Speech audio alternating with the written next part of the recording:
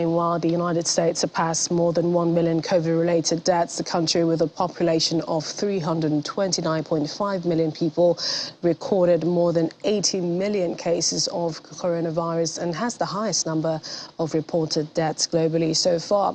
Yesterday, President Joe Biden called it a tragic milestone and urged Americans to stay vigilant against the pandemic. He told those grieving, quote, "I know the pain of that black hole in your heart. It is unrelenting." Well, joining us now is Dr. Abdulaziz Bako, a public health scientist. He joins us from Houston, Texas. Thank you for joining us on the program.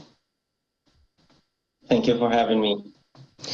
Dr. Bako, it's a grim milestone indeed, but we know that Dr. Anthony Fauci had said that many of those deaths could have been avoided. What do you think went wrong? That's absolutely true. It's a pandemic. It started off as with some few people infected, and it got out of control. It started an exponential rise, and that's what would happen when we have not instituted timely public health prevention measures at the right time. So it is a sad situation, but it is a situation that could have been prevented if early intervention had been instituted.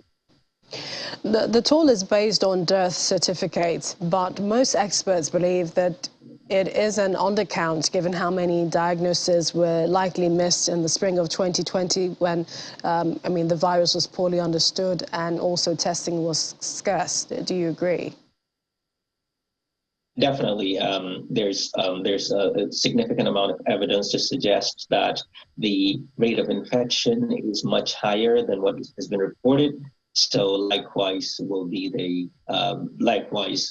we can expect that to be similar for the number of deaths, because if we have not been able to identify all the cases of the disease, then we're certainly missing the number of deaths from the disease, most particularly for individuals who have died at home, which is not very common, but given the time at which there is not much testing capability, there's not much awareness about the disease. A lot of people might have died without even knowing that they died of COVID.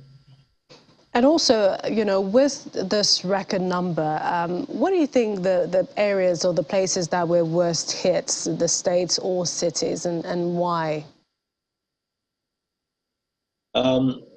So a lot of the thing has been related to political statements and political sort of the political thinking of the leadership of those states. A lot of that has to do with how the pandemic was managed, while some were believing in the public health professionals who are giving the advice based on their scientific knowledge, informing people what exactly is supposed to happen in order to prevent this disease. A lot of states chose to align with some political rhetoric and sort of shun away from the most important interventions at that point in time, which is social distancing, and at some point in time, the use or wider implementation of the use of face masks. So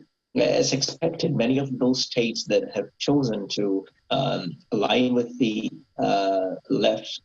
right political rhetoric the shunning of those public health interventions, non-pharmacological interventions, would suffer the most. Indeed, and then, the U.S. saw several spikes, and then, all of a sudden there were also new variants that took hold. But is there still a large number of unvaccinated in the United States? And are there maybe a fraction of people that you think still don't believe that this virus is real? Yes, there are a lot of individuals who have. It's a big proportion. I don't know the exact number, but a great proportion of people in the United States have at least received one dose of the vaccine, either through, for example, mandates that are being implemented, or maybe through other reasons for them to have the vaccine. But still, we have a large proportion of individuals who have never been vaccinated. They have been convinced, and they have convinced themselves that they're not going to get vaccinated. But I think this is a small proportion of individuals, even in workplaces and many different places. There are many cases and situations whereby individuals refuse to get vaccinated, and that has a lot of consequence to the entire nation. And thankfully, we hear that, deaths are decreasing now, but hospitalizations are still rising. What solution do you see in the horizon, and this is for the U.S., to be able to control COVID-19? I think there's a need for a broader implementation of vaccination now that we have the vaccine.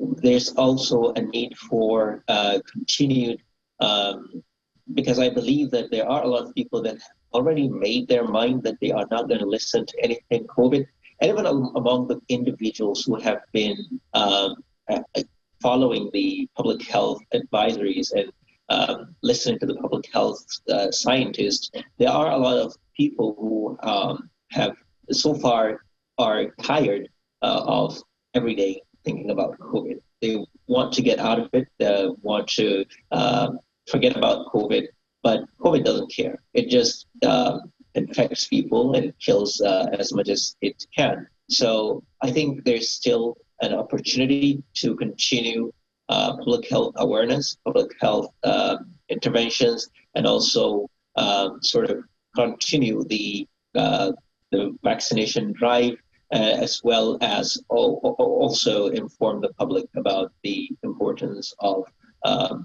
taking care of these basic principles of prevention of respiratory infections. Indeed. Do continue to stay safe, Doctor, and we appreciate your time joining us each time on the program. Dr. Abdulaziz Bako, public health scientist. Thanks very much. Thank you so much.